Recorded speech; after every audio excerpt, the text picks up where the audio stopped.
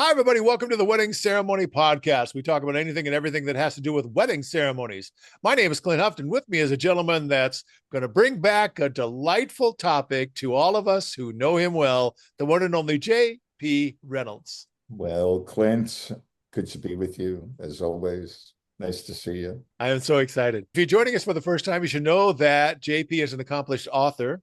He has written books about wedding ceremonies, how to do them, how to prepare for them, and they are in the Amazon store and in the Kindle store in Amazon. Plus, he is a communications expert. Thebusinessofconfidence.com is that website. His wedding website is jprweddings.com. My website is just my name, Clint Huft, CLINTHUFFT.com for all of the things that I do. JP, we would like to hear a follow-up, the 28-year gap. So fill us in and then give us the update. For those of you just joining, I had had a groom reach out to me. I had not heard from him in 28 years. I officiated his and his wife's wedding outside of Mexico City. They are one of my all-time top 10 favorite couples. His wife's nephew was getting married 4 hours north of LA. Their officiant backed out just weeks before the ceremony. Oh, It was a family emergency and he backed out. And so, is this the groom that was the ring bearer 28 years ago? yes, yes. So Okay, 28 great. years ago, the groom was the ring bearer at that wedding. Thank you for reminding me. I just love this couple and I would pretty much go anywhere to help them out. So sure. I just have to say, we do weddings, we've been doing weddings, but it's seldom that we see people after we sign the license and give them a hug. And to reunite with people 28 years later was absolutely out of body, head turning experience. Because I also found out I had, we do well, you have a better memory than I do things and I don't forget the people necessarily, but well, I guess I forget. So I arrive and it's like there's the couple whose wedding I did 28 years ago. And then it turns out that 25 years ago, I had done that bride's sister's wedding. And she also was the aunt of the groom. So it's like 28 years, 25 years. And the biggest shock of all, when I hugged Don and Annie, the 28-year-old, 20-year couple, they said, we want you to meet our children. Your children, you think of, oh, they're going to be like the flower girl and the ring bearer. And it's like, here are these beautiful 20-something-year-old, quote, children. And the daughter hugged me and she said, oh, my parents have told me so many stories about their wedding. It's so lovely to finally meet you. Oh, that's And it nice. isn't that, I mean, it was like, and even the son said something similar. And the first thing I want to say is, I mean, I'm very grateful. It was such a rare experience that we have. So unexpected, as sweet can be. The lovely thing was anyone looking at us from a distance would presume that we had seen each other last week.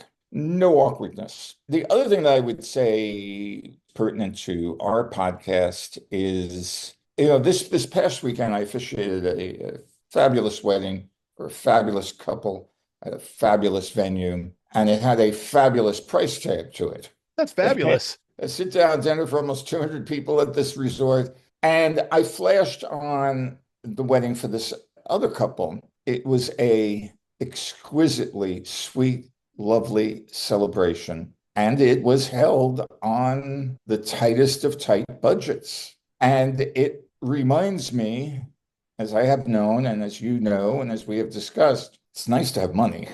It's nice to have money to spend on me. It's nice to have money to have a blowout. But the magic of a wedding is not directly related to the price tag.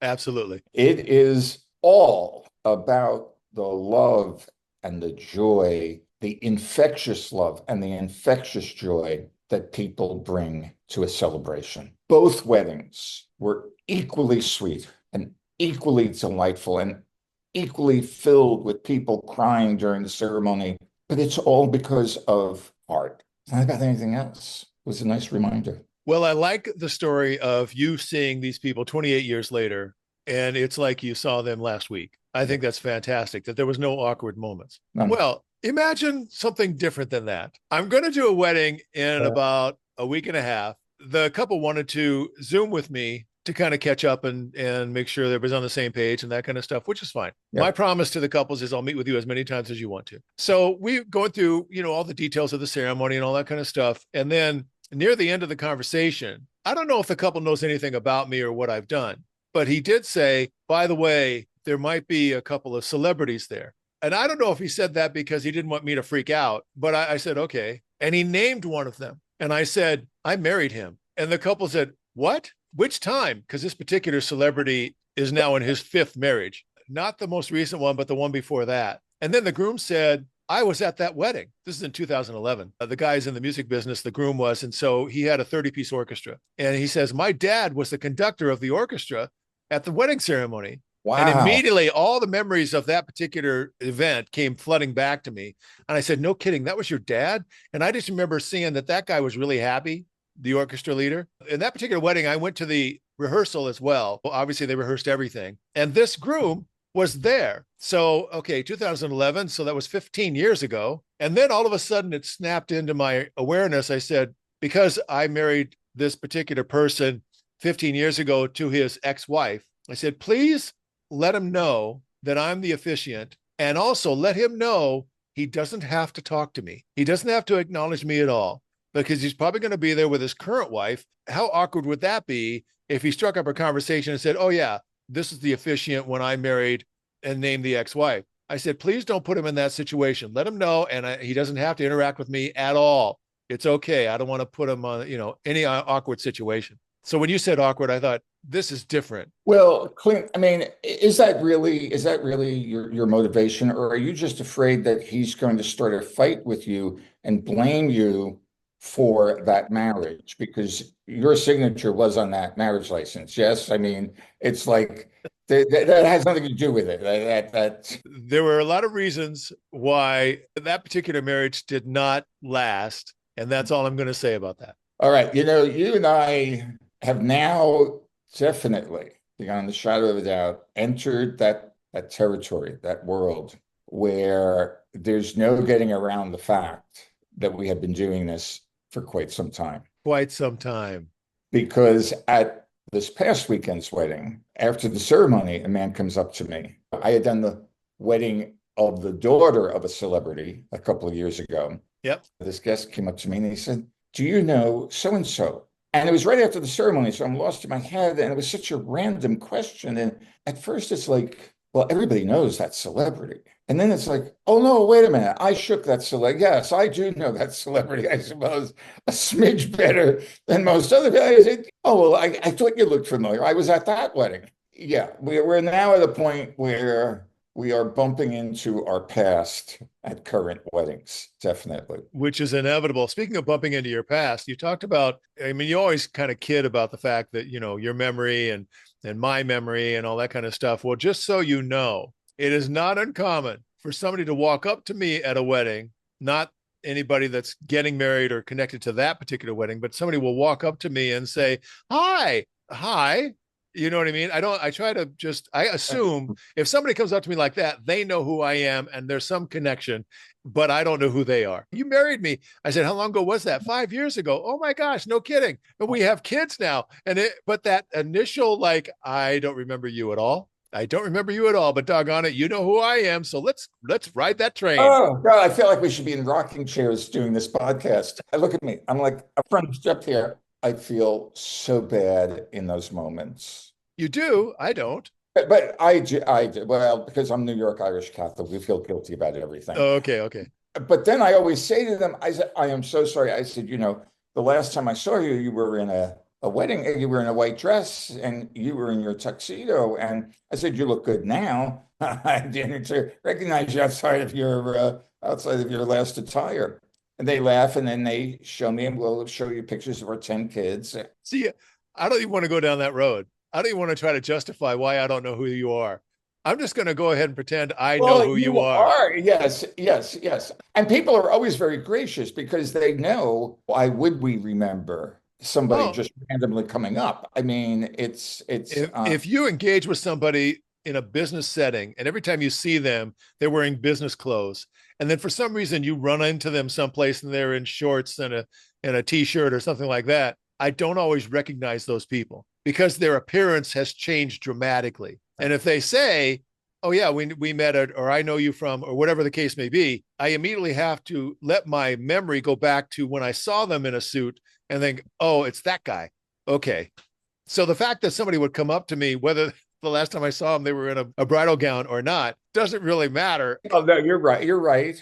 You're absolutely right. And that is why people forget that they should be coming up saying, JP, hi, it's me, Mark. You married us 5 years ago. If they could say that sentence right up front, it would begin to set off whatever is left in the memory pad. I can't make that same statement Well, because this is being recorded, I want to go for posterity to make that statement. Okay. I want to go on record as bragging rather than the hi JP. Oh, it's so good to see you. And it's like, oh, give me a hint here. Give me a venue. Give me a year. oh, and by the way, I threw out 5 years. It could have been last year, and still I'm challenged. I've been in the event business since I was 11 years old. And my mentality, my personality is that once it's done, it's done. I just kind of like move on. What do they say in Ted Lasso? Be a goldfish. That's kind of the way I am. You know what I mean? I just, la, la, la. Okay. Did you notice how I reached for my heart when you said you've been in the business for entertainment business since you were 11 years old? Yeah. I thought you were just about to say, I have been marrying people since I was 11 years old. And I was like, oh my God. That would have been something. Now we've got something that can go in the book. Yep. Oh, by the way, okay, before we say goodbye, Yes. before we hit the record button, you teased me with the flower girl. So would you please tell us about the flower girl? For loyal, faithful listeners, you all know how I feel about the little people at weddings. In fact, you And have a label for them, the lost children lost of children. I have 5 godchildren. I have 2 nieces. Yesterday was buying my great niece a gift. My posse loves me, and I've got my posse. But because I have my posse, it's like, I just don't have the bandwidth for any more little people. So at this wedding, huge walk down the aisle. I mean, you're like an airport terminal. It's such a long walk. There's the ring bearer. He was, I don't know, he was like a week or 2 weeks old walking. And okay, so he was maybe 18 months old. The father is carrying him. And I thought, oh, how sweet. This is going to be a beautiful photo for them. Father holding the son. Son is holding some kind of little box. Beautiful photo. What does the son father do? Plops the kid down, sets him down on the grass, gives him a little pat on the back, and thinks that that child is going to walk down this humongous outdoor aisle. And the music's playing. We've got strings, and we've got this. You were just talking about a wedding. The 30-piece orchestra. This had like a 60-piece orchestra. And there we are, and these giants, 200 giants standing, looking at this diminutive little creature. You really think your child at 18 months old is brilliant enough to know that he's at a wedding and his job is to walk down the aisle with the rings? And of course, what does the kid do? Just plops on his butt. And the father has to pick him up and walk down the aisle. And as all of this was happening, God help us, all I could think of was you. So sad. Do you know how disorienting it is? It is showtime, and my mind is filled with you. I have already confessed on this podcast that there have been so many times where while I'm working, I'm thinking to myself, I need to talk to JP right now. Right now. By the way, I will say this in regards to the lost people. Every now and then, there's a child who seems to have been born for the role, whether it be a girl or a boy. They just seem like I was born to walk down this aisle and I deserve every ounce of praise that is coming towards me right now. And they strut. Sometimes the girls realize that they just feel so pretty, they're almost going to explode. They have that look on their face. I look at those children and I think, I hope your parents are looking at you because they are looking at what the teenage years are going to be like. If Oh, you are running man. down the aisle at 2 years old, folks, heads up. Welcome to high school. But the idea that they accept the role and they revel in it. There was one flower girl that I remember clearly who accepted the role, but not with joy, accepted the role with, I have to perform this job. And she had that look on her face like she was really serious. And then, the whole idea of jumping ahead 15 years and what kind of teenager she's going to be. She had a basket of flower petals. The normal assignment is you scatter the flowers as you walk down the aisle. No, the groom, this is an older couple, the groom was right next to me.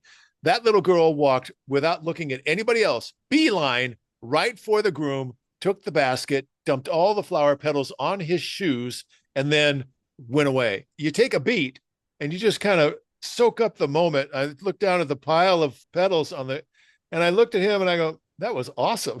Oh, you see, I look at that and I think, how do you spell passive aggressive? The 5-year-old girl. That's so Oh, yeah. good. Okay, so I have the two nieces. One niece got married a couple of years ago. She gave birth to a beautiful little girl. My other niece is getting married June back in Massachusetts. It's already been decided that the niece who will be like a year and a half old, that she will be the flower girl. So I have contacted my niece, the mother of this child, and I said, now we have to arrange when Audrey will be taking teleclasses on how to be a flower girl. I said, it's my wedding. Technically, I guess it's Mary and Joe's wedding, but it's really my wedding. I require certification. I will help you. I will tell you where your child, Audrey, can get certified. I explained to the couples when they say, I always ask, are there going to be any kids? And then the next question is, how old are they? And then there's just a certain point where they're toddlers. The beautiful part of this is that you wind them up and you let them go. And it's like pinball. You have no idea where they're going to go. You have no idea if they even want to finish the job. And so the next thing I say is, where do they go after that? And please tell the parents it's okay if the kid's not having it. He doesn't have to do it. And they can also take them away. Just make sure they know one of the couple is waiting for the processional and they're standing next to me. It is very common for me to say, oh boy, here we go. When you see the kid start at the end of the aisle, you don't know Right. what they're going to do. I remember one girl, instead of taking the rose petals and throwing them on the ground, she started to hand them to the people that were sitting next to the aisle. I thought that was pretty Yeah. neat. Oh, I love that. I would like more of that, please. She got positive feedback immediately. Oh, thank you. And that awkward moment of the adult not wanting to ruin the moment for the child, but having no idea what to do with these rose petals. I reveled in that as well. Yeah, I think of that as like the opening to a Hallmark movie.